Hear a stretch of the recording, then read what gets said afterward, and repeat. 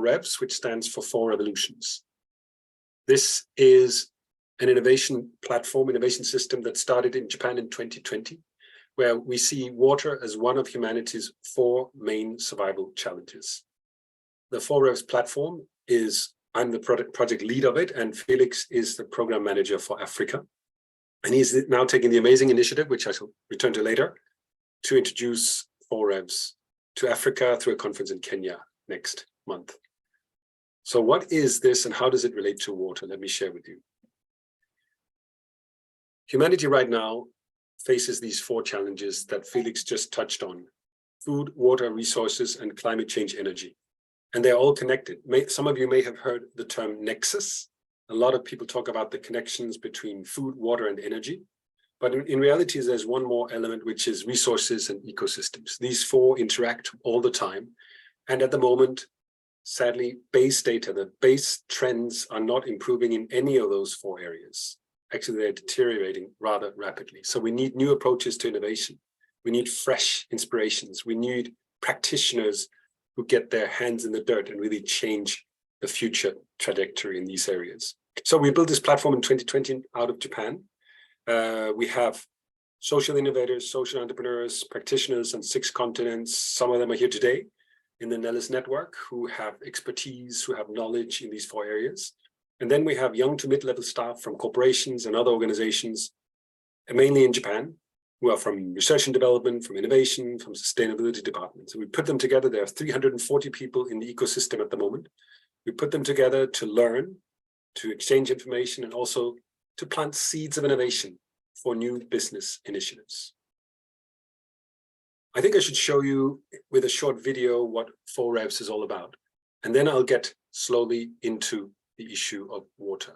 I have a 90-second short video. I hope it works well where you are. I know there's sometimes some connectivity issues with video clips, but let me try to run it and you will get an idea of what this whole innovation platform is about.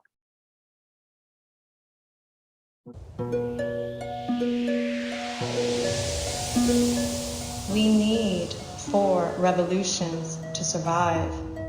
At present, 820 million people around the world go to sleep with an empty stomach, while 1/3 of the food produced globally is wasted.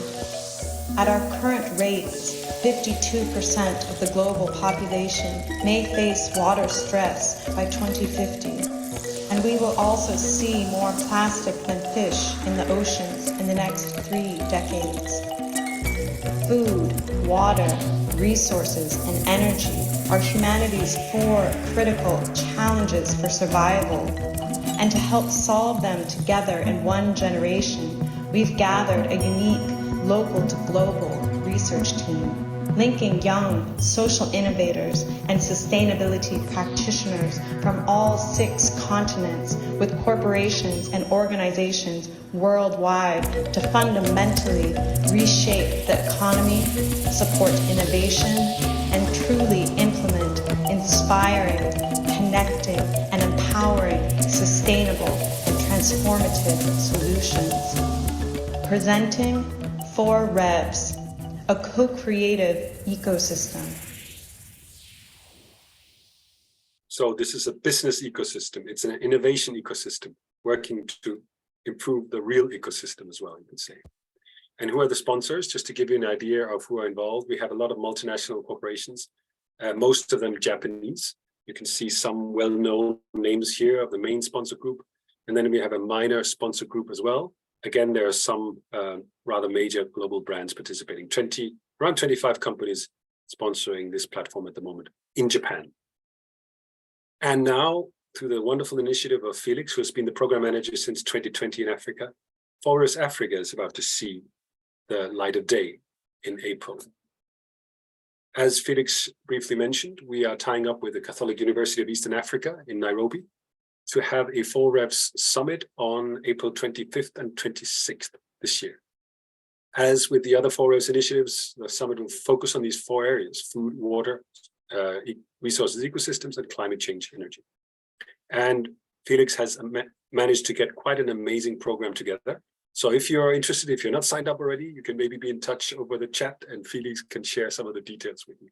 And we're hoping this will lead to an innovation platform, much like the one we have in Japan, in Africa, because the conditions are different, but we need to work together. We need to get corporate players, young innovators, entrepreneurs, governments together to innovate in earnest around these 4 issues. There are also huge business opportunities in each of these 4 areas. So, water, of course, is the main topic of today's conference. What are our main water challenges? Of course, there are many. So in this very brief introduction, I can only touch on a few. But I'll get back to, towards the end, the 10 major challenges that Africa is facing in terms of water security. But let me start by touching 4 areas. We have here scarcity and drought, inefficient consumption or use of water, the issue of access to water and sanitation, and an ever-increasing demand of water. So I'll touch briefly on these 4 areas using some data showing us where the world is today. First of all, water. The increase in water is ongoing. It has, of course, increased hugely in the 20th century, but estimations are that for the entire world, water demand will increase another 55% between 2000 and 2050. We already have water scarcity issues in many areas of the world, but water demand will still increase by around 55%.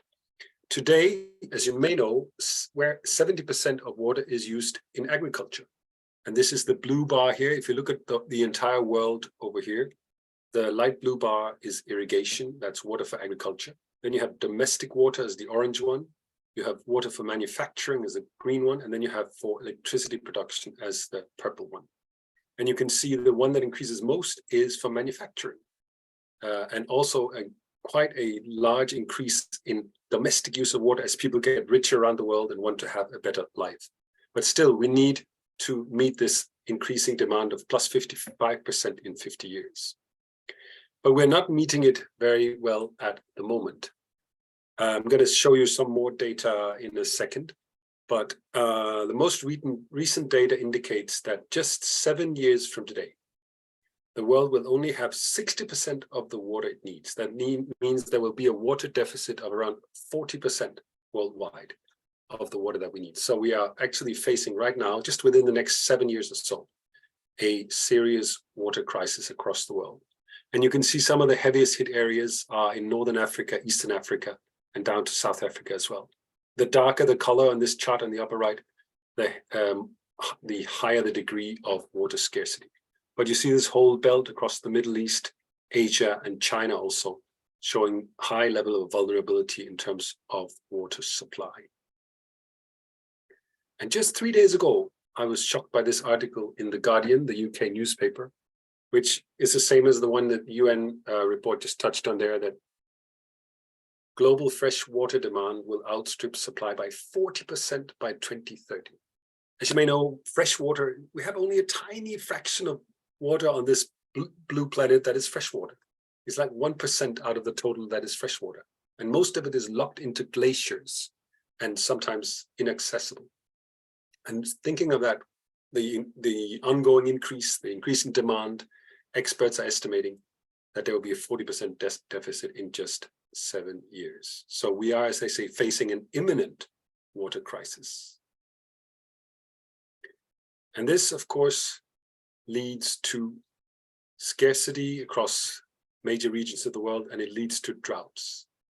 And it is now estimated actually that, again, just 7 years from now, maybe this was 2050, I should actually check, but within the first half of this decade, it is estimated that, I think though it is 2030, 700 million people will be displaced because of water issues, because they can no longer grow their land, or because maybe, as in Bangladesh, rising seas have caused salt to enter the agricultural land, and they will have to move. So we will have not only climate refugees, we will also have potentially 700 million water refugees across the world. Again, you can see where the levels of scarcity are. It's kind of the middle of the world, right? From Mexico, across Northern Africa, parts of Eastern Africa, the Middle East, India, and Asia, where you have high level of water stress. If we look even further ahead, As we heard in the short video clip earlier, Massachusetts Institute of Technology estimates that in 2050, 52% of world population will face water stress. That is, 5 billion people will not be able to use water freely. And a lot of this is due to inefficient use. So maybe the good news is that if we became more efficient with water use, there's still quite a lot that we could do. The chart to the left is from the US, and the US is extremely still inefficient in the use of water. As much as 50% of the water used outdoors is wasted from inefficient watering methods and systems, etc. So there's still a lot that can be done with irrigation systems, etc. And since 70% of fresh water is used in agriculture, this and also the food we eat are basically key targets. So there's so much we can do. We need to learn how to use water wisely to grow crops. That means also improving irrigation management. We need to manage land better so that water doesn't run off that easily. We need basically to not have as many cows and as many pigs because they're very water inefficient. We need to eat more plant-based protein also as part of it as well. We need to have soil conservation techniques instead of just chopping down trees, having large-scale agriculture without any concern for the ability of soil to keep water. And of course, we need huge amounts of water to produce food.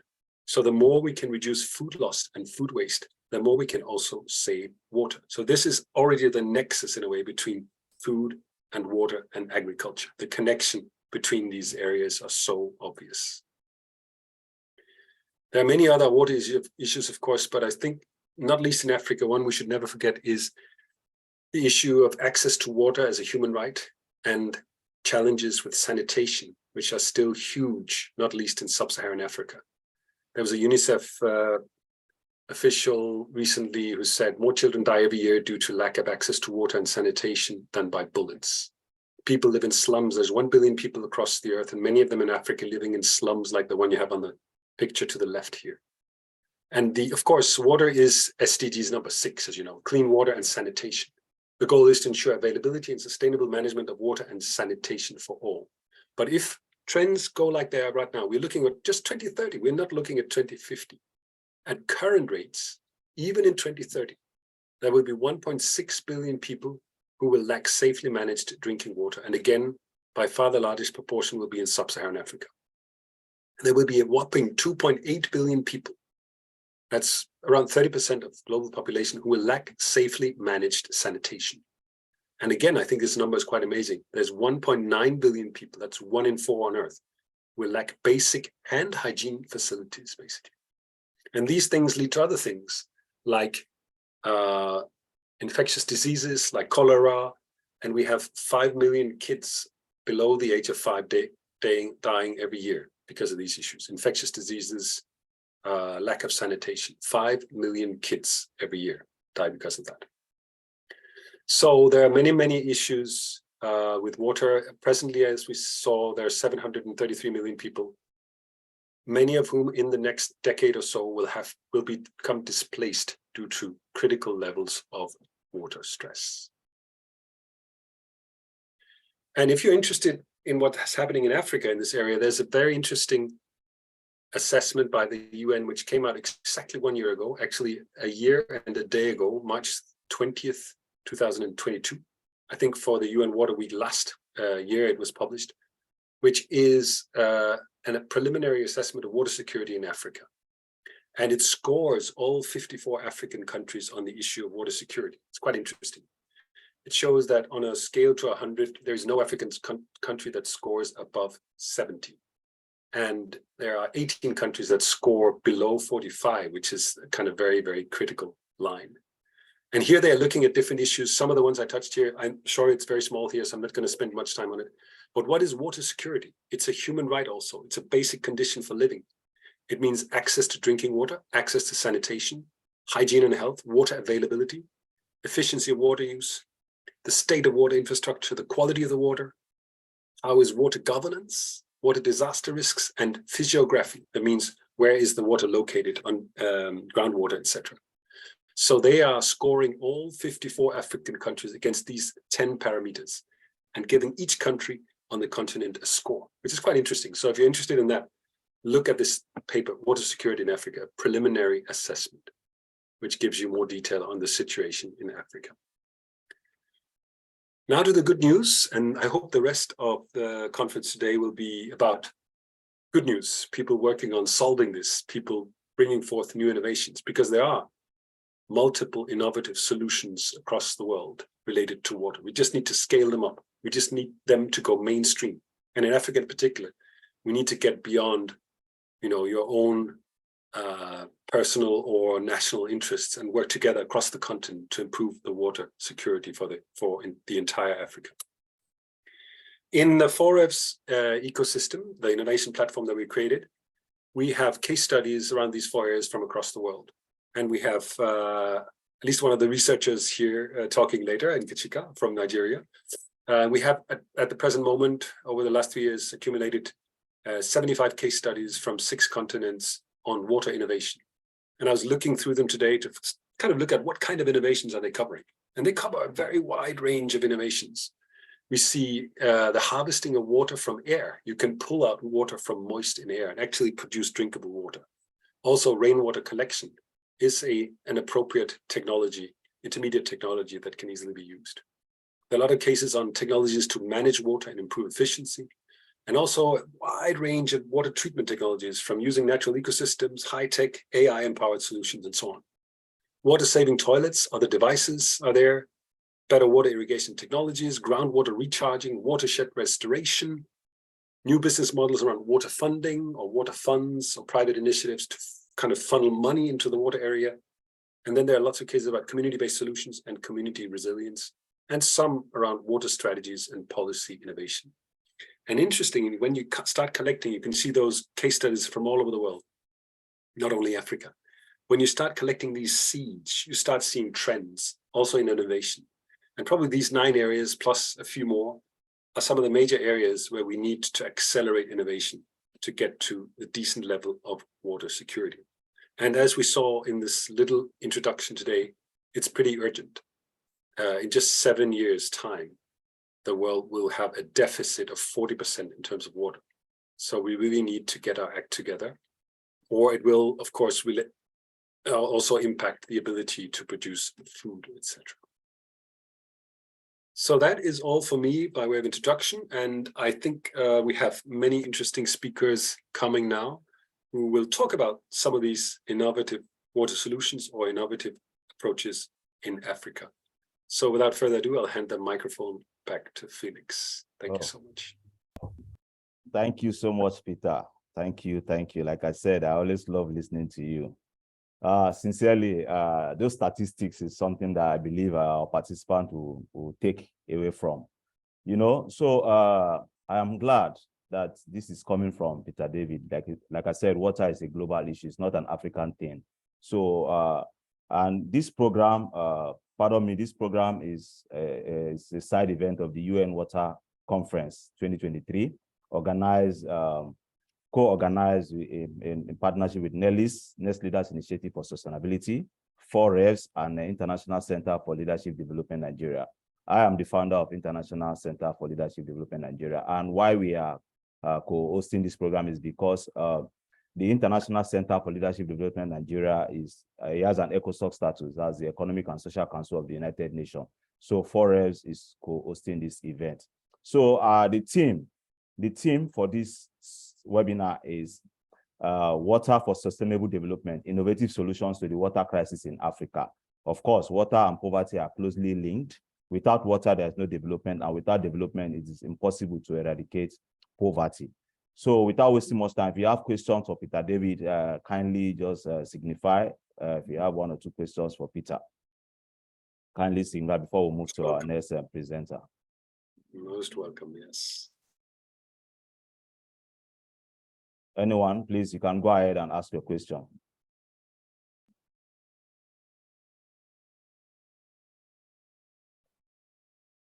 No question. Okay, no question. If you have question anyway along the line, kindly drop that on the chat box. So we are moving to the next speaker, the 4Revs researcher in Nigeria, who is in charge of the water cases that we upload in the innovative platform. We have Nkechika Ibe. Kindly, she's the founder of Impact Award also.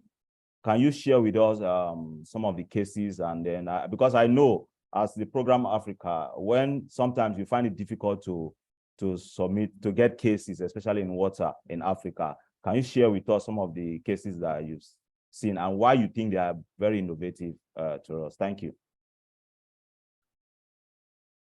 Thank you very much, Felix. Can you hear me? Yes. Okay.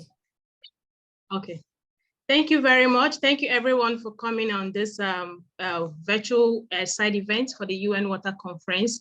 And thank you so much, Peter David, our mentor and boss, for this for the wonderful keynote. And I can only say that the challenges that I have, we've already like captured most of them. The water challenges in Africa, you have almost captured most of them. And I will start by saying that in the past 2.5 years that I've worked on several water cases discussing water challenges encountered by both local and urban dwellers in Africa, from the Gongali village in Tanzania to the Doza community in Ethiopia, I have observed that the problem is the same, or that I can say is relatively the same. And most of these problems, Peter has actually captured with data. So to avoid repetition and because of time, I'll focus on areas that that were not captured. And we have, one of the problems is also the lack of government support for local innovative solutions. The governments for local innovative solutions or innovators, I have come to realize that there is not necessarily enough support, enough collaboration with the national government at that level. And so sometimes it doesn't give that project or that innovation the enabling environment to thrive as much as it should. And there is also the lack of water financing to scale up solutions. And more than important is the fact that there is still the use of plastic and sachets, nylons for water in so many parts of Africa. We still use water plastic, we still drink our water from plastic. Some of these multilateral companies, still produce plastic. Sorry, Enke, I might interrupt you. Please, your video is blurry, so some of the participants are saying.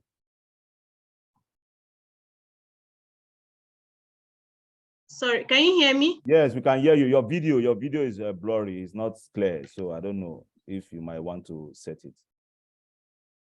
Is it clear now? Yeah, it's coming up now, yes. Thank you. Sorry for that. Okay, it's okay. So there is still the use of plastic and sachet nylon for water in so many parts of Africa. And this causes a huge waste management crisis. And most of these plastics and sachet nylons makes its way to our water bodies, the oceans, the rivers.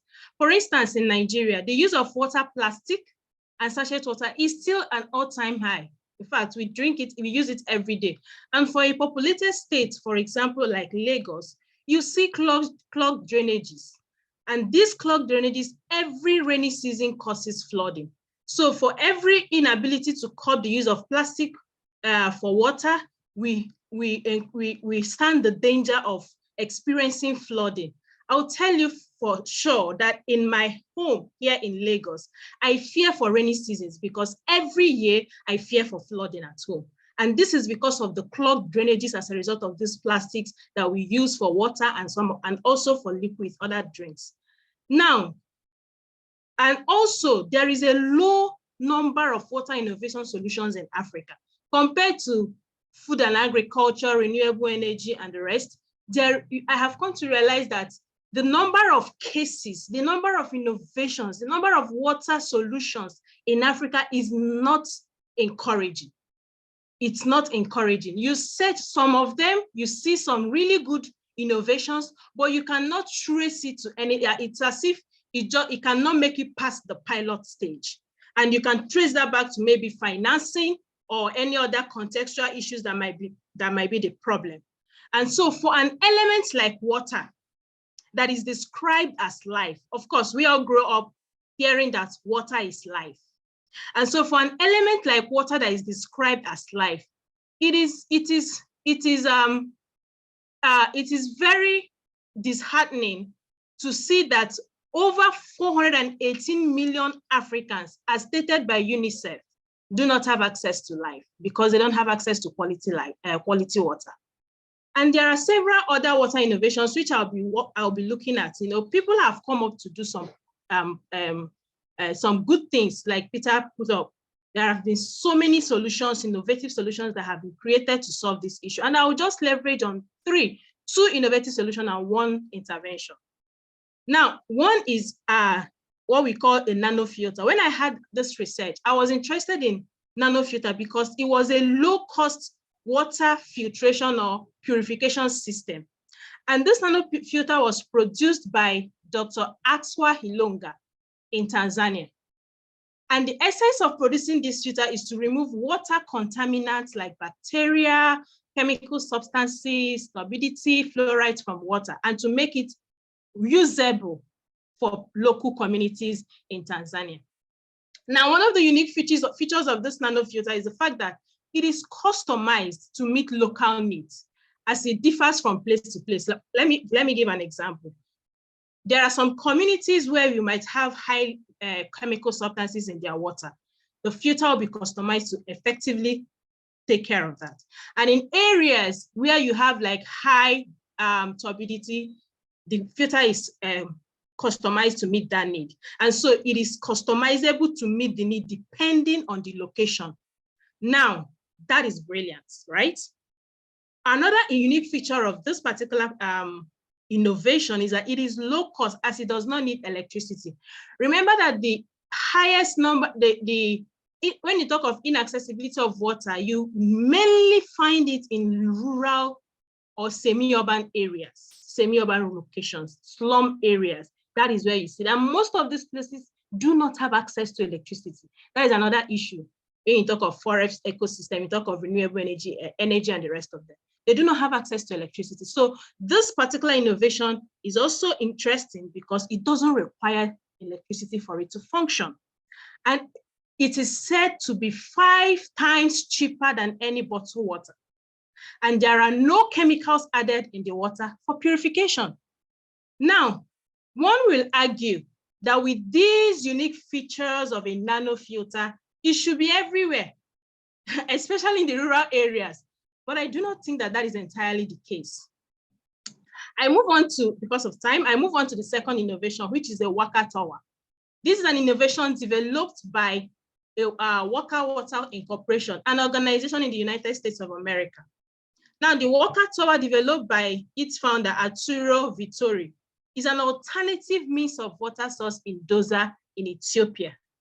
And very interesting thing about this innovation is the fact that it is a lightweight, easily constructed vertical structure designed to harvest potable water from the air.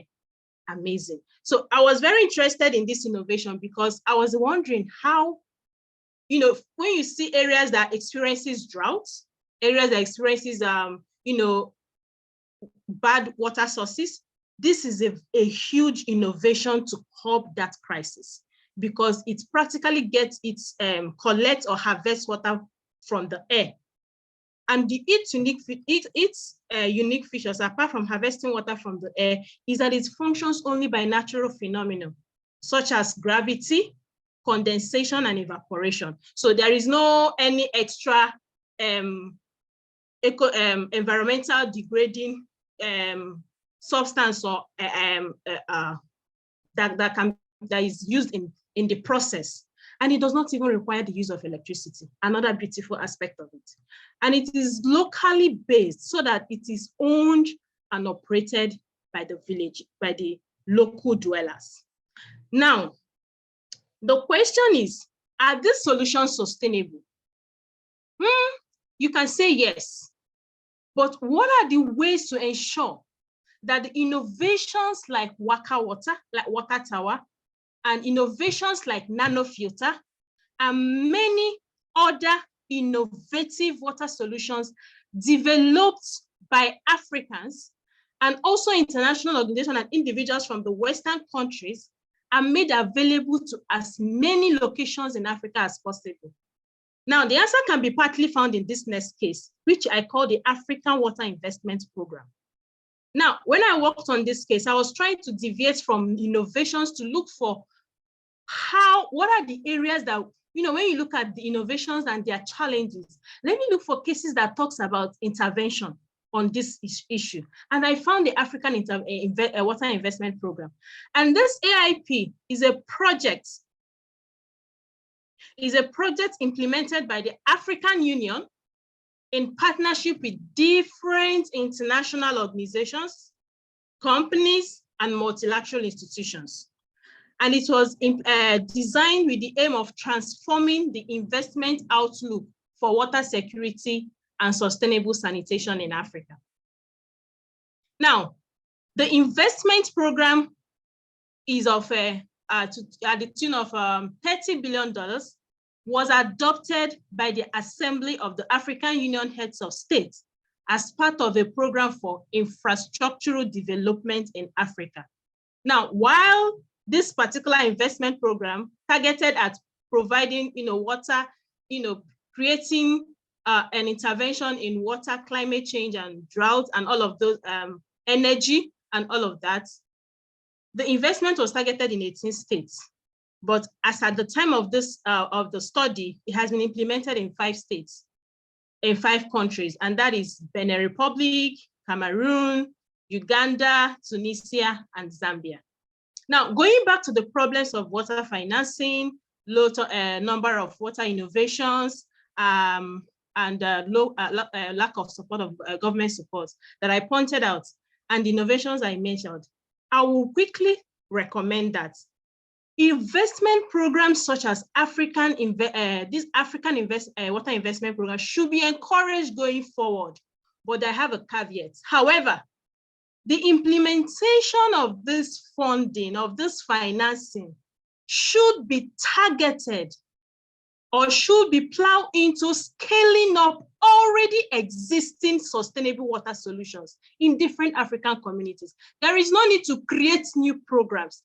Instead, investment programs like this, very laudable, should be encouraged, but it should be targeted at scaling up or financing nanofilter, financing Waka Water, financing Uzima Filter, and so many other services or water innovations that I have worked on in Africa. And it can also be targeted at creating an innovative challenge, water challenge, that will spur new innovations, that will give bring in new innovations within the water sector, to ensure that we have many more alternatives to solving the issue of water in Africa. And also, I will also recommend that the innovative solutions that are being created by even by Africans and others, individuals from Western countries, for instance, some of our speakers who are great innovators, I salute you all, should be targeted to be locally driven. The reason why I said this is that when innovations are locally driven, it is more sustainable. You can't come to my community to solve my problem and you don't get me involved. The issue with that is when you are done and you leave, I might not understand how to sustain it. I might not understand what is needed to make sure that it keeps running. I might not understand how it works. But when the process, not the delivery, the process of the establishment of that innovation, or the process is duly, that the local people are duly incorporated in the process, in a way, in such, you don't need to bring in everybody. You just need to pick voluntary interested individuals, train them, and let them be part of your team.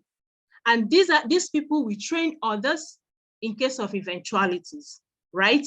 And so when these things are done, at a point where probably the innovator is not currently dwelling in that community or lives or moves to a different location, the innovation doesn't go with him or her. The solution doesn't go with him or her. The community doesn't go back to square one. So if the innovative solutions are locally driven, then water solution crisis becomes very much, can be arrested, and it can be sustainable. And I will end, because I really want to end on time, I will end by saying that we all have a responsibility to ensure that 418 million people, as stated by UNICEF in 2022 in Africa, that do not have access to quality water, do so. Because we cannot afford to say that 418 million people in our continent do not have access to life. Thank you very much. Wow, thank you so much, Nkechika. This is wonderful. I'm impressed. I'll also say that the cases you have highlighted are wonderful cases. I have checked that as well. And it's glad to say that two of the innovations that you have worked on, we have your speakers coming in for the Kenya Summit, the Forest Kenya Summit, Beit Koigi from the Magic Waters, and also Aqua Clara Kenya. They are also coming as speakers on the breakout session for the water. Thank you. And I see some hands raising. So we have questions for Nkechika. So I will first of all have Bankole. Is it Bankole Theodore or something? Can you unmute yourself and ask a question? Thank you very much, Chika, for the presentation. I have a concern and a question. When it comes to issues of Africa, particularly water, we should be careful when we're generalizing the problem, because water problem in Sahara countries, similarly to North African countries, not the same for those in sub-Saharan countries, those in the west part of Africa, and similarly to those as well in the Horn of Africa. So the water challenge across Africa varies by where you are in terms of access to water. So that's again limits us when it comes to finding solutions, particularly innovative solutions that can work for all, because the problem varies across Africa. So we should be careful when we're generalizing things, particularly in Africa. If you go to, for instance, countries like Niger or South Sudan, it's beyond water scarcity. It's far, far beyond water scarcity compared to the case of Lagos in Nigeria, who has abundance of water but not managed properly. And they have cases of flood and the like. So you go to North Africa or those in the Horn of Africa, they have issues of water. So we have to be very careful when we're talking about the issues of water around the problem. So it helps us when we're generating solutions. We don't use one cap fits all approach. Thank you very much. Thank you. If I have to put a comment on that, you are actually very correct, right? Now, when I talk about nanofilter, I mentioned in Tanzania. The solution was in Tanzania. Why don't we have, when we're talking about the challenges that have been observed in the course of the research, there are inaccessibility of water and flooding, drought. I think Peter David mentioned some of this in so many areas. Different areas have different issues. Now, for example, like nanofilter in Tanzania, the innovator produced nanofilter to create that solution for his community. The question is, as a Tanzanian community, have the water crisis been solved drastically? The answer is not really. So why do solutions like that not everywhere in Tanzania? Why can't there be much more of nanofilter being used in communities in Tanzania to ensure that it is solved? And when you go to Ethiopia, where Waka Water was done, why is it not being utilized in communities in Ethiopia? So you're very correct about different stroke for different areas and different location or regions in Africa. However, I will still continue to advocate that for whatever the issue is in our locality, like that's why I talked about innovation challenges, innovative challenge that will spur innovative ideas to create responses or solutions for such problems. So thank you very much for that particular insight. Okay, thank you. Patrick Oluwaseun, please kindly unmute yourself.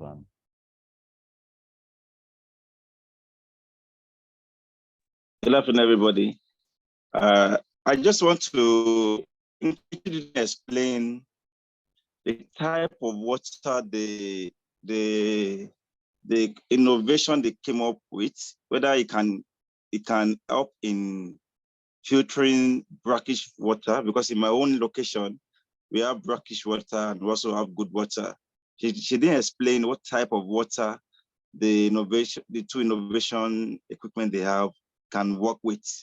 So if she can explain that, it will be fine. Let's see how we can help people in some areas like Lagos Island and even my own location where we have brackish water. Okay, thank you very much. I actually mentioned that the nano filter was designed to remove substances like chemical substances from water to filter. It's a water filtration system. And it was designed to remove bacteria, chemical substances, fluorides, and the rest from water, which was the issue in the environment where the innovator found himself. Now, there was no, it wasn't designed, there was no place in the whole analysis of the project where it removes it was used to remove brackish water. But I have seen an innovation, I have worked on innovation that was targeted at brackish water. And I think they made use of what we call photoremediation. You know, they made use of what we call photoremediation, which is an entirely new concept, not necessarily new, but it's the use of some grasses to, you know, remove, to kind of separate brackish, brackish water and to make it usable for people. So there are other innovations that I've worked on that actually tackled that brackish situation.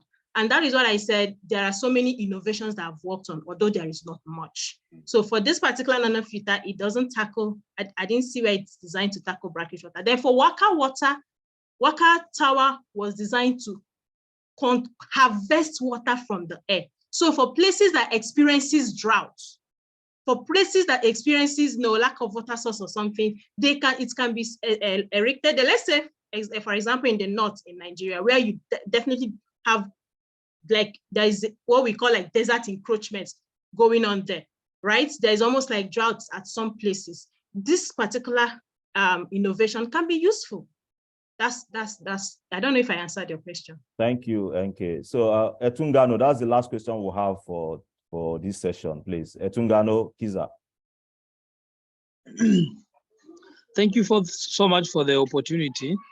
Maybe mine can be different from the session, because on my side it is about rain and the network is disturbing. That's why you are seeing me going coming in and out.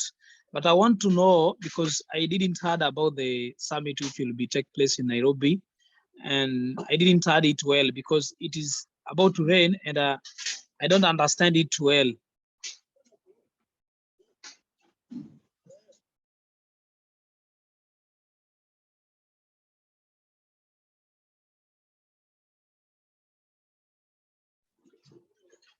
Yes, I want to know more about the summit which will take place in Nairobi, if there is any funding or the way to go in Nairobi, if there is any accommodation or funding, the transport facilitation that will help us to be in Nairobi. That's the main question. Maybe I might not be in the meeting for the whole term because the network in our side is not much stable.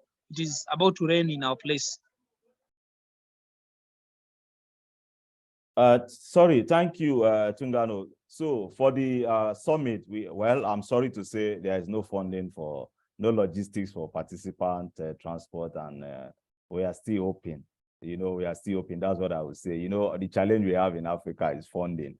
So everybody is facing the challenge, but we cannot say because of we don't have challenge, we don't have funds, we will not do something. We have to do this because it's part of the challenge we face in Africa. So we have to come together.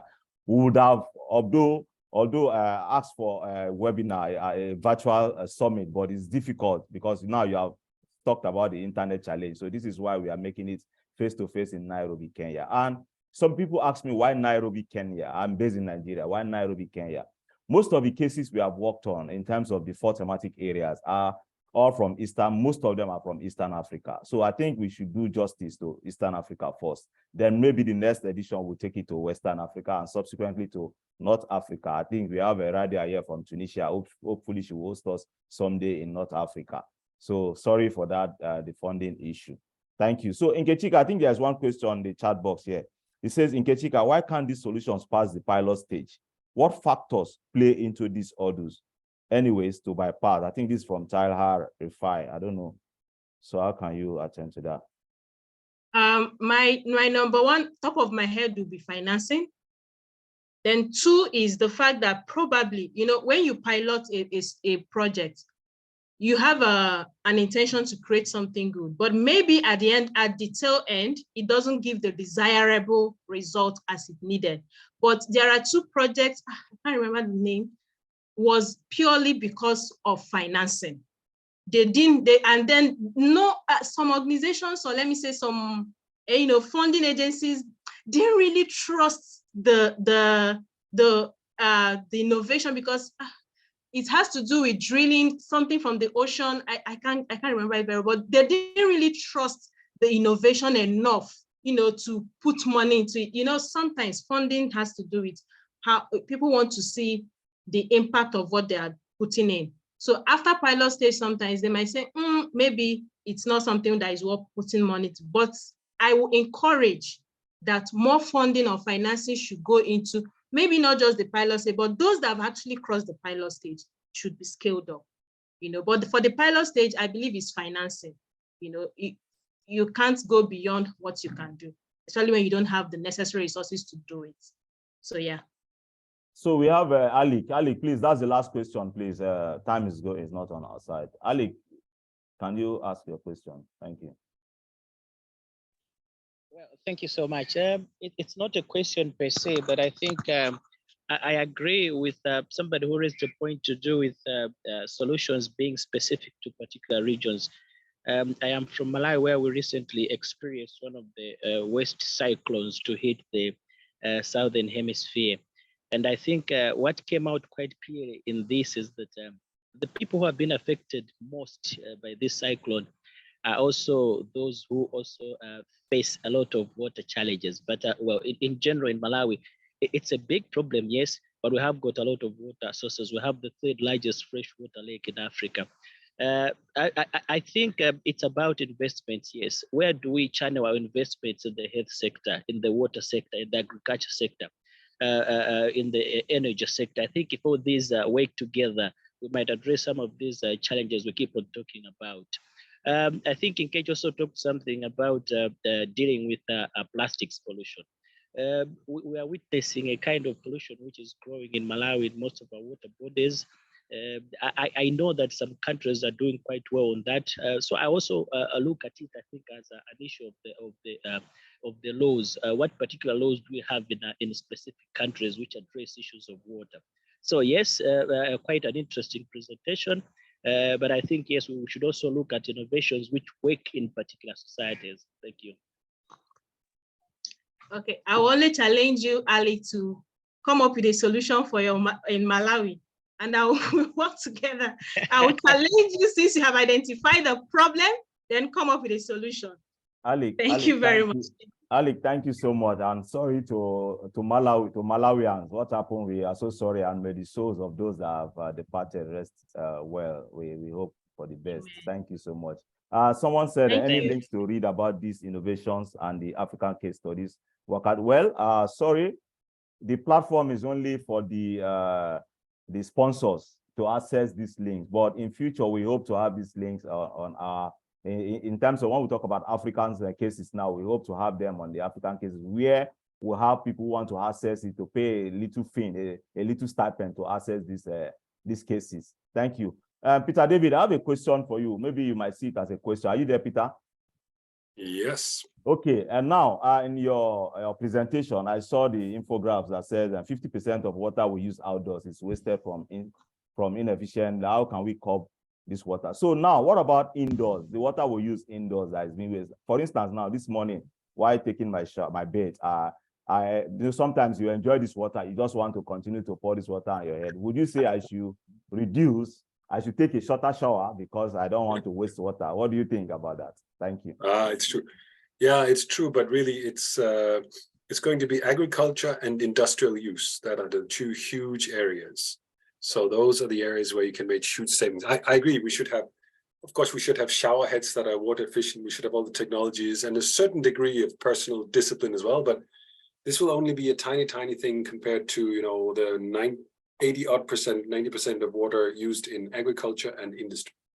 So those are the 2 big areas where we can make huge savings, not least in agriculture. So yeah, All right. But okay, yeah, let's be careful about how we use water at home as well. I agree. Absolutely. All right.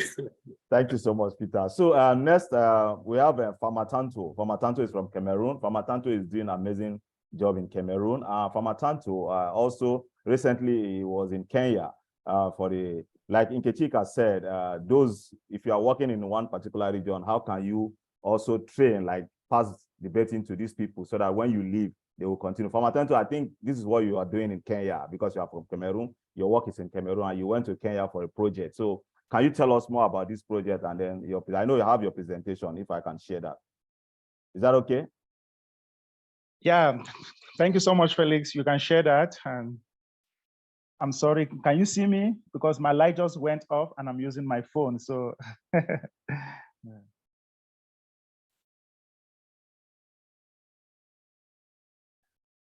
Okay, good morning, everyone. My name is Famatanto. Famatanto is a nickname, so I'm a grassroots environmental activist in Cameroon for over 25 years. I was recently elected into the Ashoka Fellowship. You know, Ashoka is the largest organization for social entrepreneurs into the world to protect springs water catchment in the Western Highlands of Cameroon. And recently I was elected into Making More Health Fellowship. It's supported by Boehringer Ingelheim, a pharmaceutical company in Germany. So why am I into water issues? It's simply because when I was in agricultural college in Cameroon, I drank dirty water and I contracted typhoid. So I was so sick, I was traumatized, I thought I was going to die. And I started asking myself, why should thousands of people die because of something that is necessary for life, which is water? And I started doing some research on access to clean water, on watersheds. And it took me over 7 years for me to get rid of typhoid, you know, and I had to dedicate my life that I was going to see how I can contribute to solve the issues of water. So since 2004, up to present, I've been working on water issues in Cameroon. So my organization is Save Your Future Association, but currently we are transitioning into the Famatantos Foundation this year. Next slide, please. So we can see that Cameroon lands. Okay.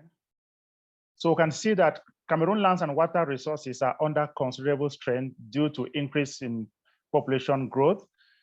And according to the World Bank, land has decreased from 0.65 hectares per person in 1965 to 0.31 hectares per person in 2009.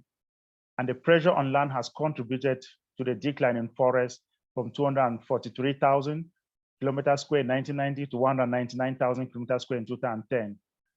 And one outcome of population pressure in rural Cameroon is that as people search for new farmlands located beyond the boundaries that was previously cultivated, these new farmlands are lowering the amount of water quality available to downstream towns.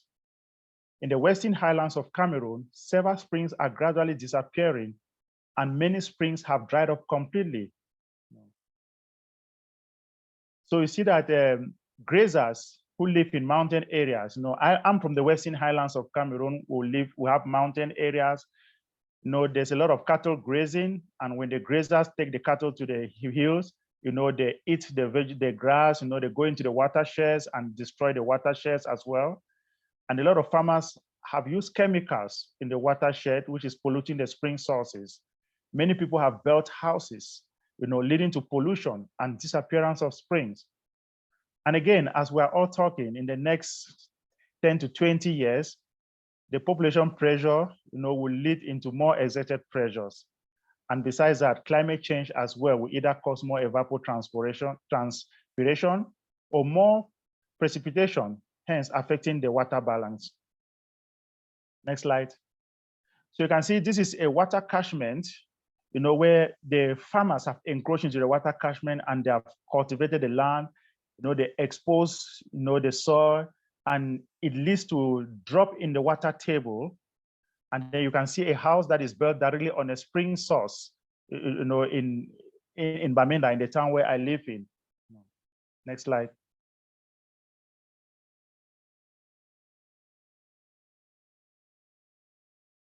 So now, when I was in the agricultural college, because of typhoid, I decided to do a research on agroforestry and spring water catchment protection, because people have encroached in spring sources there is this strategy to protect spring water catchment, which is 50 meters radius from the spring source. That is, you get 50 meters radius and then you demarcate in a semicircle round.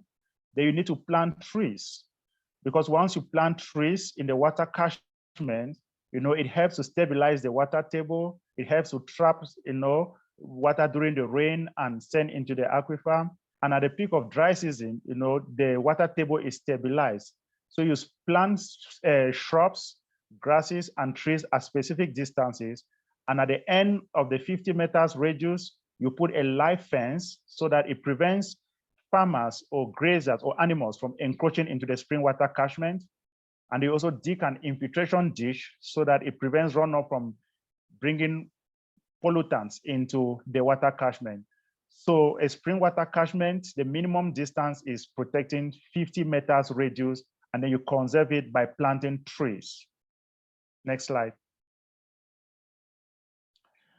So you can see the immediate spring catchment protection zone, as Ella said, is 50 meters radius. From 0 to 20 meters, you plant fruits like bananas, pineapples, sugarcane, grass like kikuyu, rhizomes, elephant grass. Because some of the grass species that we've researched on, like elephant grass and rhizomes, they help to purify the water. These are indigenous natural ways, using indigenous knowledge and using natural ways on how to purify your water, just using natural plants. From 20 to 25 meters, you plant agroforestry species like acacia and calandria, because they're also good for beekeeping. And from 25 to 50 meters, you plant fruit trees. Then 50 meters beyond, you put a live fence, infiltration dish, you plant timber species. Now, once a spring catchment is protected, the goal is not to send away the farmers, but we have to give them alternative, because you normally stop farmers from farming in the catchment, but we always give them an alternative. And one of the best alternatives is to encourage them, plan what they can harvest from the catchment. They can also do beekeeping in the catchment. When they harvest honey from there, they sell, they get money. Once a farmer starts to see the immediate benefits of what he or she is benefiting from the catchment, the farmer himself will personally protect the water catchment. I think one of the speakers said about involving the community. So these are our own local ways of involving the community to take part in preserving the water catchments. Next slide.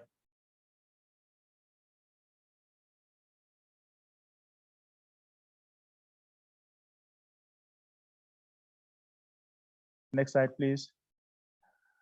So over the past years, my program has consulted and constructed over 60 water projects in the northwest region of Cameroon, providing clean water to over 50,000 plus people. So you can see in some of the photos where we are conserving the water catchment by doing fencing, where we are planting trees, where the community is involved in digging the pipelines, and we build bigger reservoirs, like 20,000 liters, and you see children are happy, getting clean water for their first time, and young people are involved doing plumbing, learning by doing. So those are the practical examples of what we do to make water accessible to communities. Next slide, please. So we also focus on little springs that serve those little communities, like the Fulani communities that live in the highlands. Most of the time, they drink from the same sources with their cattle. So we try to harness these small springs, like for a family of 18 persons, they will build the springs where you can stand your bucket and carry water. And also you can, we connect, the runoff, the overflow, we build a cattle drinking trough from below, where the cattle drink separately from the community. And we focus on these little springs because we believe that even if a spring source can serve just 5 persons in a community, and that is a tremendous goal that has been achieved, because we say water is a universal, access to clean water is a universal human right. So everybody must have access to clean water. So we focus on very small communities as well and make sure that they protect their springs that are around and have clean water. Next slide. We are also out to dig wells, to harness water underground. In as much as water is drying, but there's water still running in the aquifer. The theme of UN World Water Day last year was groundwater, making the invisible visible. And we've been able to dig more than 20 wells, in communities that is providing clean water to communities. And we have this indigenous knowledge that we use 2 iron rods to track where water runs underground. Where the rod crosses together, you mark on that spot, you are able to dig and get water underground. So we install rings underground, we get a sea sand from the sea and then put in the well. It acts as filtration. Then we build and raise towers and put stand taps so that communities can have access to safe drinking water. Next slide. So other water conservation techniques that we have been doing in the communities, especially in Kenya, where I was in Bungoma County and Siaya County, I was able to train the community on rainwater harvesting. And now if you go to Bungoma County, especially in Webuye, you see the community there, they are practicing a lot of rainwater harvesting by just installing tanks of 20,000 liters, harvesting the water from the rain. And they were also installing recharge facilities, because we've realized that most of the people building houses, they just build and they don't create recharge facilities. So the water from the rain just goes into the drainage pattern and causes flooding downstream. But now a recharge facility is simply digging a very big hole and then fill with rocks. You collect all the water from the rain and send into the soil. And this helps to recharge underground aquifers. And in the dry season, even those who have fruit trees around the neighborhood, the fruit trees will benefit from this water that has been stored underground. And by so doing, it is also helping in the agricultural sector, because there will be vegetation all year round, even at the peak of the dry season. So we also have this technique where we harness water from the river and filter, build filtration chambers and then put sand, rocks, and then we filter the water so that you can have clean water for animal husbandry, for irrigation, and for drinking as well. Next slide. So our way forward is a Vision 2030. My goal is to harness, protect, and build 200 spring water projects all over the Western Highlands of Cameroon. We need to train 1,000 water technicians in various communities, not only here in Cameroon, but in other parts of Africa, especially in Kenya. And I'm advocating for the government to impose installation of recharge facilities during construction of residential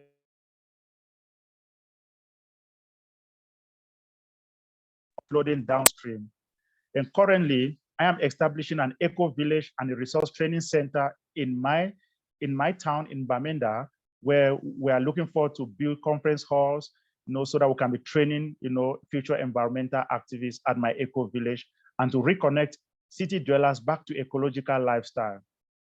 Next slide. So this is the current status of my eco village, which is in Bamenda town.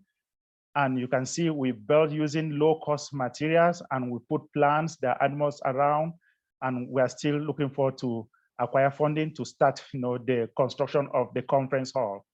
Next slide. So in the eco village, we have a well that can pump more than 20,000 liters of water a day. And then we have just like a small plastic tank. And we realize that at the peak of dry season, since we have the water at the eco lodge, more than 1,000 people always queue around to carry water from my eco village. So now we've designed a project, should in case we have the funding, we want to build a big water tower like what you're seeing on the screen. This is a project that was built by the local council in my area.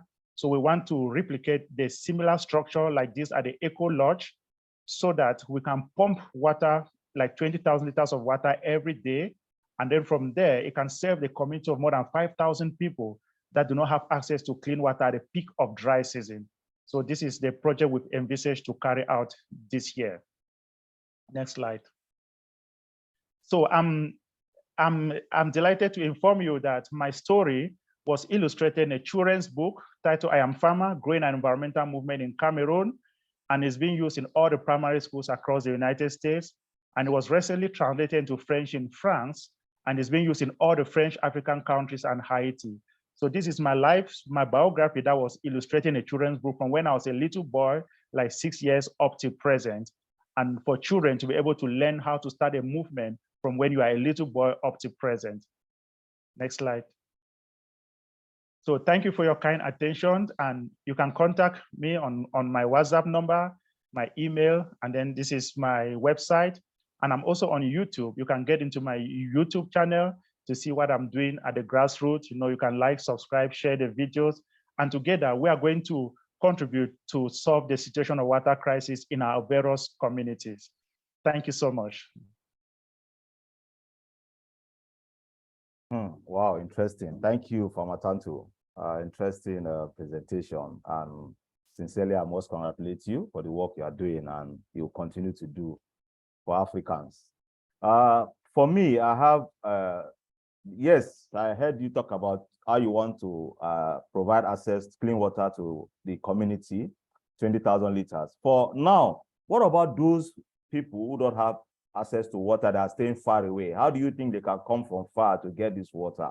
Because sometimes it's difficult. Like I talked to the CEO of IPO Roller. They have this IPO roller they use to roll, get water, and they roll it to their various houses. So how do you think it will be easy for them from far away come to get water and go back? I don't know. Thank you. Just imagine in situations where people have to trek for kilometers, for kilometers to get access to clean water. But if people are sure that you can come to the eco village to get water, and many people come with bikes to get water, many people come with their vehicles, with containers to carry water. And in future, I'm coming up with a system where I'll be able to buy a water delivery truck, a water delivery truck that we can pump the water inside, and then we move to other parts of the town, and then we distribute the water, and then people can pay a little fee for the sustainability. And that way we can easily take the water into various neighborhoods. Thank you. We have a link shared by Peter David in the chat box, so please go through the link. From Tantu, I think there is a question. Is it a question or an observation from Ali? He says, Tantu, I didn't expect Cameroon to be struggling with water challenges. You have a huge, is it river, which I feel could supply water to the rest of the population. I feel the issue of investment or exploration limited because it is in the World Heritage Site. Do you have anything to say about that?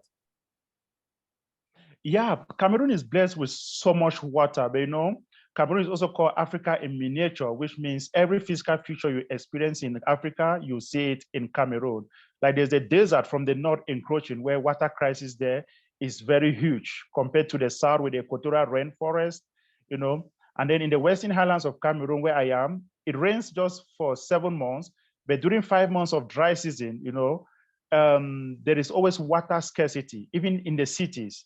The issue is that many people have not yet realized the concept of what it takes to conserve water. And that is why we are coming out with this innovative aspects on how we could encourage the communities to do water harvesting. We could encourage the communities to plant a lot of trees so that it should protect, the springs from drying, so that we can have access to water flowing all year round.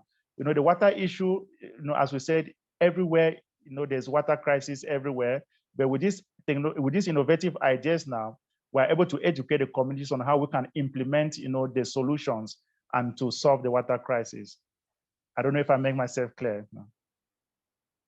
Okay, thank you so much. There are some chats in the chat box. There are some messages. Okay, I think this is from Rosemary, Nigeria. It's a great presentation from Atanto. I would like you to throw more light on how to ensure that harvested rainwater is free from bacteria, etc. I am asking because this is the main source of water from where I originate from. Can you? Okay, so actually, during rainwater harvesting, so at the beginning of the rainy season, we always try to encourage people not to harvest the water immediately, because as it falls on the roof, it carries dirt. So like the first 1 month, you need to allow the rain to wash all the bacteria from the roof, etc. Then secondly, when harvesting water into the tanks, you need to put a water catchment on the roof, like the gutters. Then you put a filter. A filter is simply to trap, large particles. But now, when the water is in the tank, there are ways that we can treat the water. At times, we use aqua taps. We have a tank of 10,000 liters. So you have tablets that you just throw into the tank, and then it helps to kill the bacteria. But then, if you are to use the water for cooking, when you cook, with water, naturally you kill the bacteria.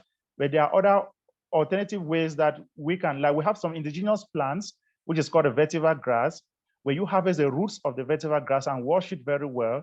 You can carry your rainwater, just put the roots inside, and it helps to kill the bacteria. These are indigenous knowledge that we're trying to harness and disseminate to the population.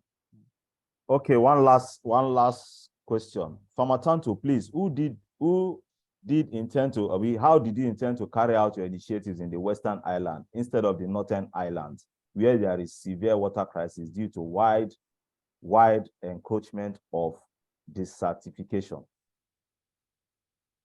Okay, yeah, like if I have the opportunity to visit the northern part or like the Sahara Desert, when there is scarcity of water, as I said, we still have water running underground in the aquifer. Like in the north of Cameroon, where the desert is encroaching, at times people will just dig like 2 meters, into the sand, and they still carry water.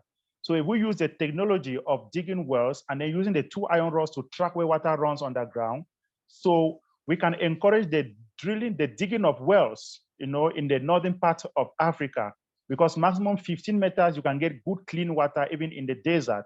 And then from there, you can install solar pumps that will be able to pump the water, and by gravity from the tanks, you'll be able to have clean water available for consumption.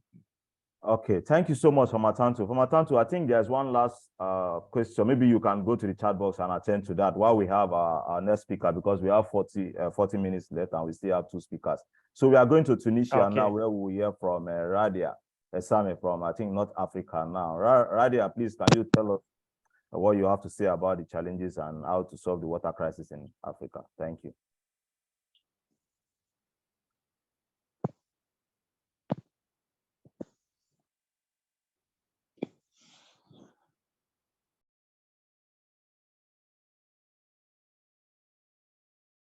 Radia, we can't hear you.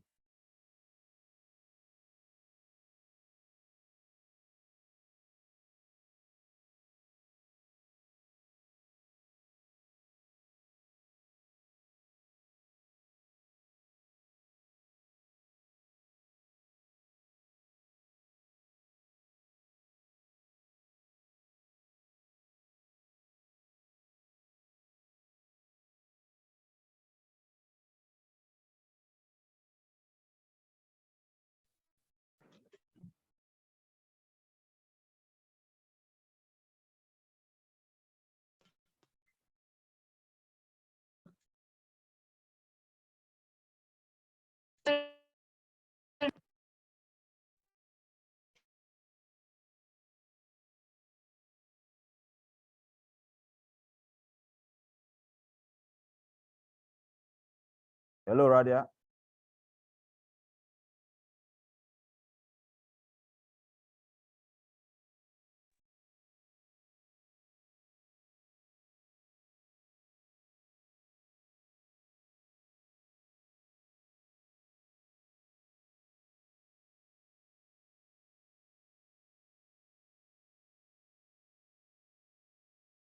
I think while we are waiting for Radia, let's have Henry from Tanzania, so that I think Radia, by the time she sort out technical issues, she will be the last speaker. So Henry from Tanzania, Water Filters Tanzania, please share with us your innovative solutions. Thank you. Yeah, thank you, Felix, and former presenter. Thank you, Peter, for the insight. I hope I'm well here to everybody. You can hear me? Yeah. Yes. Yeah, I've been following other former speakers, and I've seen a lot of insight that the progress that have been done so far. Yeah, my name is Henry Kazula. I'm the founder and managing director of Water Filter Tanzania. Yeah, in Tanzania, the context of water crisis is like we have over 61% of Tanzanians, they've connected to water supply. And the existing challenge is most of them, they don't believe that water supply from municipal tap are safe for direct drinking. So there have been different alternatives that people are using. Yeah, the first method most people use, they do boil water and the filter, and others, they drink direct. So there are different opinions and concern from different people. Yeah, so through our initiative, which I started that initiative for water filter Tanzania in 2016 when I was at the University of Nelson Mandela African Institute of Science and Technology in Arusha, Tanzania. Glad that I heard someone from Nigeria, Nkichika, shared insight about nanofilter.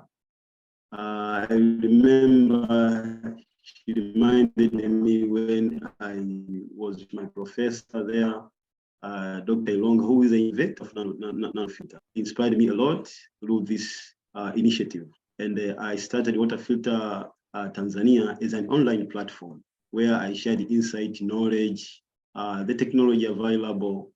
And from there, I started engaging with the community directly. So very fortunately, after 2 years later, is when I started making a business from there. People have been asking for different kind of solutions, water solutions. And that from there is what now we are doing. We do inquire, we do consult with the community that they are concerned through our social media and online platform. We make a conversation and we customize their needs accordingly. And the main challenge, also another challenge that the community is facing in Tanzania is the issue of affordability of available technology that we have. Because when we agree, we consult, we recommend a kind of technology that is suitable for use, depending on the location and the quality of water. So the concern is affordability and access. Also, others have a concern of high expenses from using of water or bottled water from industry. So others now are shifting from using bottled water to have their own water filtration systems. And that's the group of people now we are serving. The demand is huge. In Tanzania, especially, basically we are working in Dar es Salaam, in the central part of Tanzania, western part and the coastal zone, the area that we are working through. And maybe also I can share, if possible, if you allow me, Felix, I can share what we are doing. Exactly, I've shared this profile, the technology that we have. We have a modern mineral water purifier. This is a slow send water filter. Most of them are from Western part, and we import others. We have the units, we combine and customize according to demand, as I said before. We also have the reverse osmosis technology, triple UV purifier. Most of these work best for municipal water supply. But in the village, at the local context, we customize according to demand, especially the most affordable technology that can be accessed, because it's different from urban to the rural in terms of on the ability to access this technology, because most of other technology are expensive, especially the use of reverse osmosis and the triple UV. This seems to be expensive to most people. But our belief and our ambition is to ensure that we ease access of safe drinking water, referring to our research that we are doing and our network that we have through manufacturers and dealers. Then we assess available technology that can be reached to a desired community. And yeah, here is what we do. We do link the developers, of course, with the community, related clients, to have a common understanding on water issues. the main aspect is selling through the challenge of water crisis that the community is facing, is that we establish a business with them. And there is opportunity for youth in Tanzania if they can venture in this, because the market, as I said before, is huge. If we can ease access safe drinking water to local community or to people in different sectors, from schools, business, community, and the industry, there is a market for that. But the main idea or the main challenge is how we need to co-investing to ensure that all the facility, all the technology are customized and reach to the desired community. Yeah, this was, I will go in detail of this profiling. It can be accessed, but here are other companies that we are working with, and they are manufacturers and others. They've assessed theirs to be dealers of various product, water purification products. So I'll be available for question, and here are the contacts. We are based in Dar es Salaam, Tanzania, and they can reach through us, our social media, where we reach with our clients at Water Filter Tanzania. Just like directly at Water Filter Tanzania, through Instagram, through Facebook, is where we can get in touch and have further conversation there. Thank you. I'm available for questions.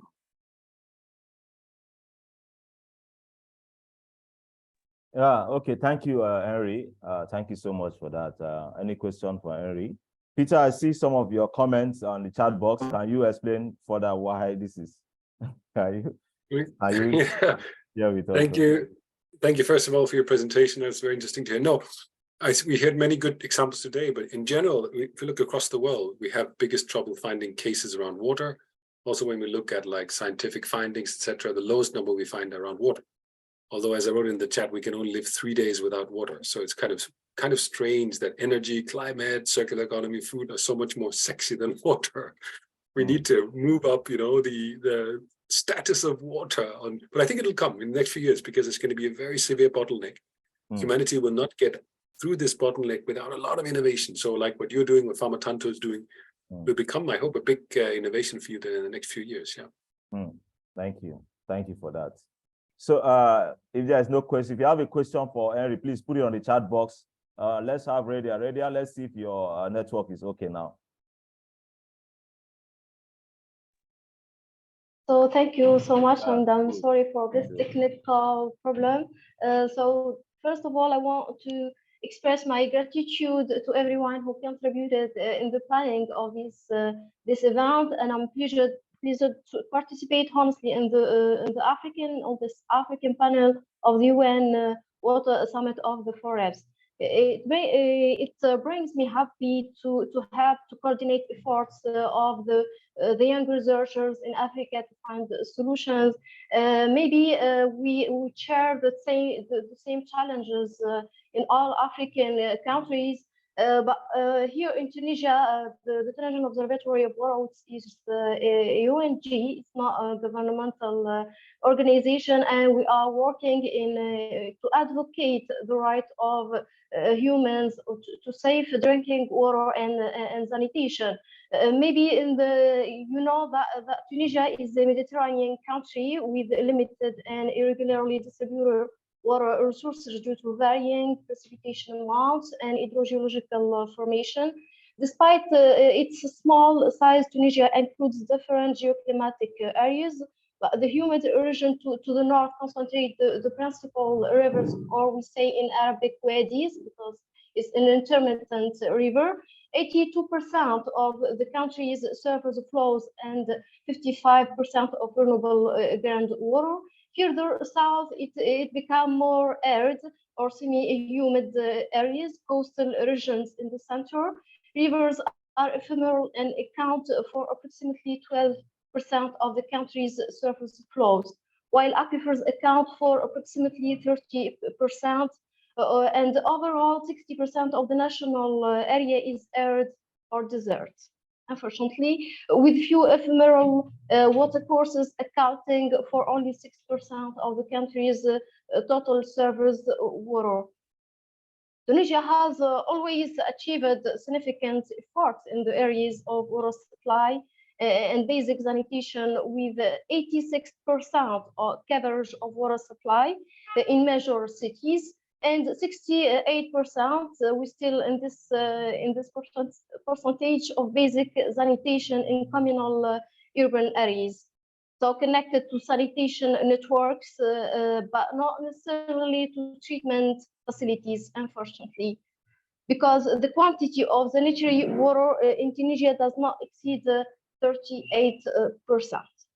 So Tunisia has a high international ranking, yet we have observed serious problems with water flow pollution. Unfortunately, the special rapporteur in human rights to safe drinking water and sanitation was in a visit the last year in 2022, and he said that in his report that only 57% of people in Tunisia have access to safe drinking water. Unfortunately, we have a great challenge in water quality. That's why, given the importance of water and its urgency for all, and in order to overcome the tragic situation experienced by most regions, particularly in rural areas, in drinking water and irrigation water for small farmers, the Tunisian Observatory of Water suggested to the government an action plan. So we advocate all the time with the institutions and the administrative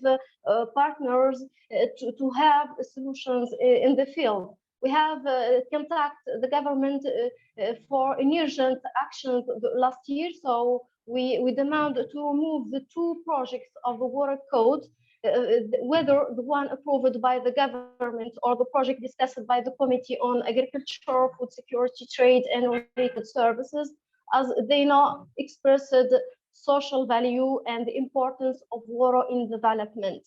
On the other hand, these 2 projects have limited this vital resource in financial and economic profitability. Then we demand also to organize a global national dialogue on the water theme with the participation of all those concerned by the water sector, including farmers, workers, national organization, and civil society association, and public structure related to water.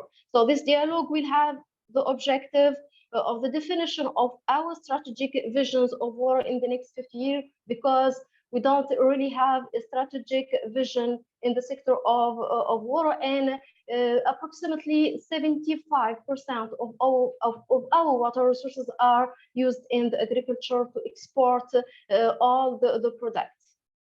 Exceeding the geographical concept of the public domain of water and set a general protocol and a clear and transparent scope statement for its use, so as to actually make water a public property of the people and not the property of the bureaucratic procedures of the state. Then we demand also to oblige the Gafsa Phosphates companies, which is a great company in the southwest of Tunisia, which exploit our renewable resources, and maybe we don't have the access all the day to water for rural areas which are such near the GPC, this company, and the petroleum companies also to temporarily abandon the use of drinking water in their activities and to gradually orient themselves towards the search of unconventional water sources, because we believe that conventional water sources are the property of people, and this is the priority of our government to give access to human for safe water all the time. Also, we require industrial companies that use water, in particular food industries, leather and textile industries, and the phosphate and petroleum industry to conduct water feasibility studies. We need these feasibility studies that must include water sources and their feasibility and clean production techniques. Also, industrial activities will be permitted or prohibited based on the results of these studies. We also demand to initiate the implementation of exemplary experiences for models of local development. Some colleagues were talking about the importance of this local development around our water resources according to the capacities and needs of the regions and the local communities and what nature provides in each locality, with the aim of a progressive cut with models of canned and imitation production. We are also encouraging the population financially and technically to collect rainwater in measure and facilities or other individual equipment. It's about a traditional tanks that we construct in every house. So we construct these reservoirs, maybe even if we don't have yet the house. So it's essential to construct these tanks of measures or facilities. We invite also local communities to make a complete inventory of all collective and autonomous rainwater collection facilities and to ensure their maintenance and reuse. It's urgent for the government to encourage such initiatives. For the medium and long-term actions, so we have discussed with the administration, is about the formation of specialized national committees charged with preparing a new draft water code, because we believe that the people, all peoples have the right to chair these articles of the water code and to have their role in the redaction and giving their opinion about this code, which will applicate on them. So also the need of reconsider the concept of the water public domain to include water and men and comply with the concept of the new development model, because we have the strategy of exporting many products, many agricultural products, but we don't think about the sustainability of resource. We have some regions in the south of the country where we have fossil resources which they don't have the recharge or with every rainfall event. So we really need here to think about the sustainability of such resources. So also we demand for the government working for phase out phosphate mining, ever exploiting water resources, and replace it with regional and local development paths related to available capacity, geographical situations, and needs of the local population in the mining areas. Also, we demand the abandonment of industries of exploiting water resources and oriented in particular towards exports with low added value, which is expanding all the day, especially in rural areas and in the major basins in the north. So we require also the industrialists to use a clean and modern technology to reduce the depletion of water resources, energy consumption, and pollution, because in our university and in our laboratories we have solutions, we have technological innovation, but unfortunately the government and the responsible and stakeholders, they didn't include these research results in their strategies. We are publishing the strategy, the water strategy for 2050, but unfortunately we didn't include these researchers in such a plan.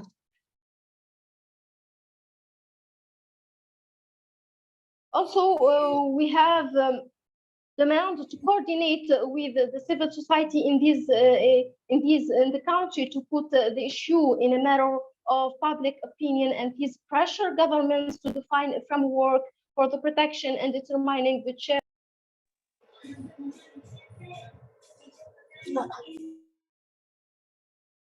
So maybe I will go. I will.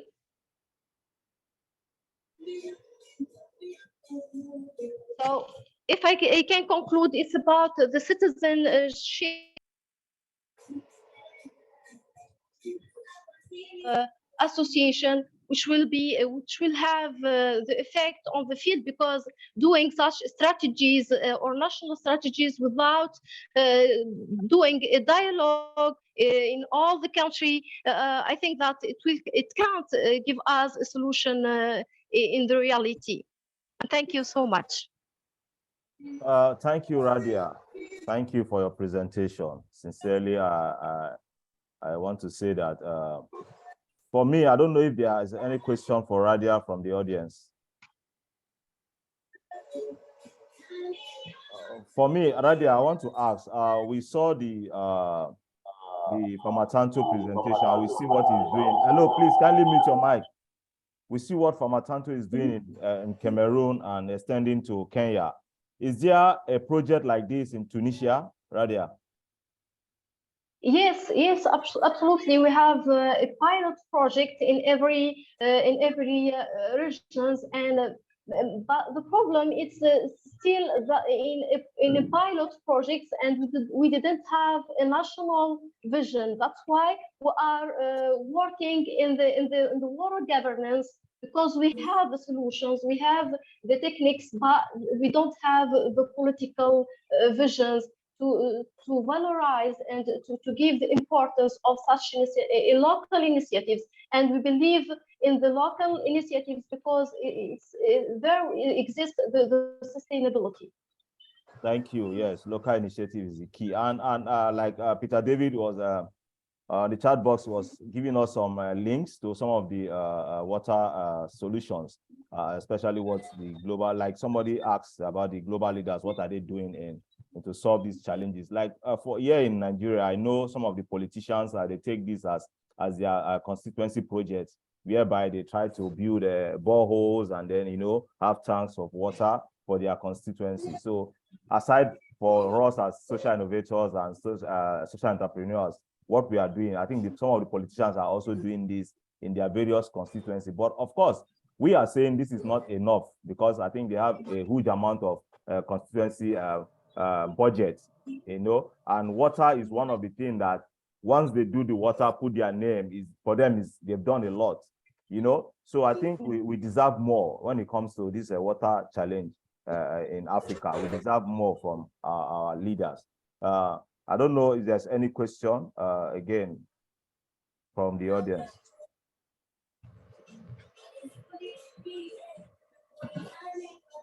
Someone said, Radia, can you share quickly about an example of a pilot project you worked on?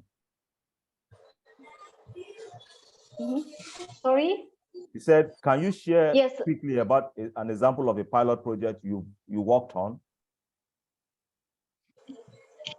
Yes, a pilot project, maybe in the advocacy. I was really interested in the presentation of Mr. Farmer about springs, because I did my PhD in springs, and we have the Tunisian Observatory of Water have an experience to advocate a case here in northern Tunisia about the springs, where the local community was using the springs for the access to safe drinking water. But just near the springs, there were an investment in a mine, and these works in the field have maybe a bad impact on the durability of the sustainability of the springs, and it caused a damage of the quality of water in the springs. And we have advocated this case. And we stopped the activity of this mine for the favor of this local community. And we're trying also to advocate against the activity of bottled water in the city and the country, and and particularly in the rural zones, where the investment in bottled water is extended on the country, when we are really seeing the water crash in this time. Okay, thank you. I see this is a huge challenge for us, and like Nkechika and Peter said, you know, and we still don't have some of the cases, you know, we find it difficult to get solutions in Africa. Even here in where I stay is a big city in Lagos, but still we still have some of the houses, like close to my house, in my neighborhood, there are still some water that are brownish. If you see from the top of the roof and the tank, you see it's brown. So some of these, like some of these individuals now, they are taking initiative to solve these challenges themselves. And for us as Forest Africa, we see what we can do, to channel these solutions in Africa. How from the Kenya summit, I think our outcome will be how can we, as Africans, come up with solutions to water and agriculture, like Peter has said. So I think we will need some of you as partners to see how we can bring solutions to these challenges that we face. Thank you very much. If there is no question, I would like to have Kenny Rogers. Please, before Kenny Rogers will give the closing remarks, can you please put on your video so we can take a photo, please?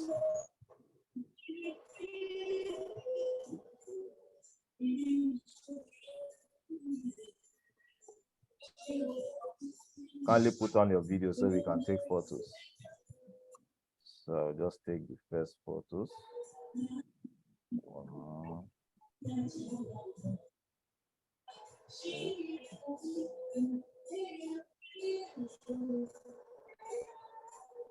Yeah.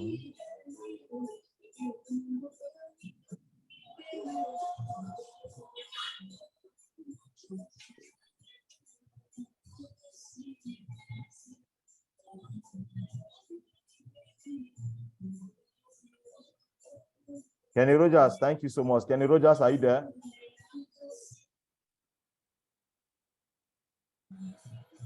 Hello, Kenny Rogers. You can hear me.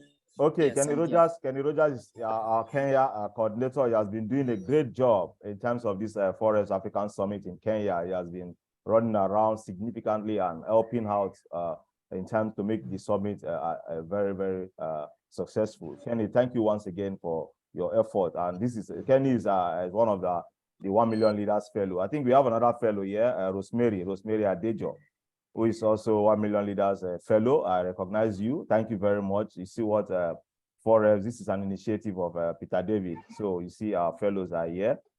Thank you so much. So Kenny, can we have your closing remarks? Thank you.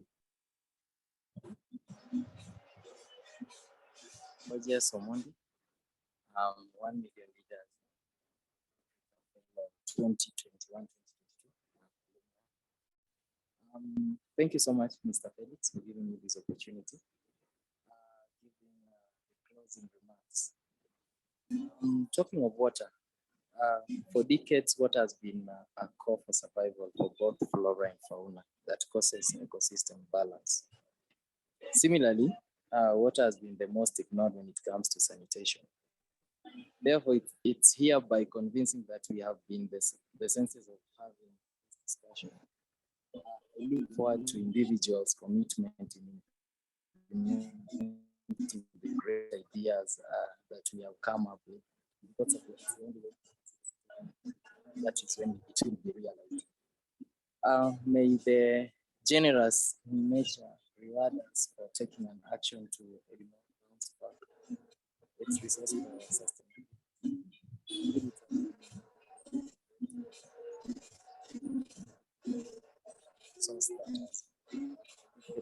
Kenny, your line is breaking. Sorry. Can you hear me? Yes. Yeah, for just a minute.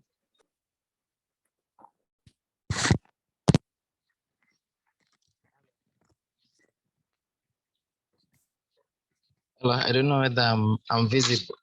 I'm audible now. Yes, perfect. Yeah, so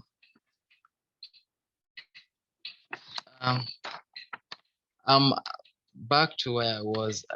May the generous nature reward us for taking an action to bounce back its resources for sustainability. Indeed, we are indebted to it. We should be working towards this precious resource that has been for decades referred to by itself. To us who have been privileged to be of the action plan, may we go and with those in darkness. Thank you so much, and may the Lord bless all of you. Thank you. Amen. Thank you, Kenny. And also, sorry, I forgot to mention Abiodun Dimeyin. She's here with us. Abiodun is also the Forest Africa researcher. Her focus is in food and agriculture. Abiodun, I know water and agriculture, they are same. So Abiodun, would you want to say something about these water issues and how it affects agriculture? Thank you. Hi, hello everyone. Can you hear me? Yes, perfect. Hello everyone, and I want to use this medium to say thank you to Peter. This is a great opportunity, and it's a wonderful way where Africans can find solutions to those challenges that we are facing majorly in Africa, in food, water, which is one of the challenges we are facing, to be frank. And concerning this conference today, I've learned so much. Thank you, Nkechi. Thank you to Farmer Tanto. Thank you so much. I really appreciate your efforts. And I would say in my area here where I live in Lagos, water is a very, very great challenge. It's a great challenge for us. And this is a platform where Africa can come together to look for a solution on how to provide solution to this issue of water challenges. Thank you, and God bless you. Thank you so much, Mr. Felix. Well done. Thank you too, Abiodun. So it's great. So now we have work to do. I think at this point, I would like our speakers also to put together their write-up to send to us, because it would be good for us to send the report to UN Water Conference. And once again, if you are in Kenya, we look forward to seeing you. I'm very happy. I bought my ticket. I've gotten my visa, so I'll see you in Kenya. So by next month, almost a month to be precise, so we can come together and see how we can push these 4 thematic areas. It's going to be interesting, I must tell you. I'm very happy about this project, and sincerely, I want to thank Peter David for this opportunity. And also, I want to thank Nkechika for our work so much in the past 3 years, and also Abiodun for the work they have been doing in putting up this case. It's not easy doing this research. I know I'm one of the researcher also. I know it's not easy, but I believe we will come up with innovative solutions. Like just recently, I put up a kind of a proposal for like a target education for climate change. It's a project education for climate change where we can focus on the next generation, that's these teenagers, especially in high schools, how we can get them involved in this solution. So I target education for climate change. So I think we should have education for water solutions, also education for food. I think it will also help us as Africans to put our collective effort. It's our collective effort. It's not a one-man thing, or we are waiting for our leaders, politicians to come and build water in our constituency. This is something we have to come together. And I'm so eager to work with any of you to see how this project will come to. We have solutions to this project. Thank you once again, everyone. I'm so glad for being here. Thank you so much. Have a good day. Bye-bye. Thank you. Yeah, Well done, bye-bye. Felix. Well done, Felix. Thank you.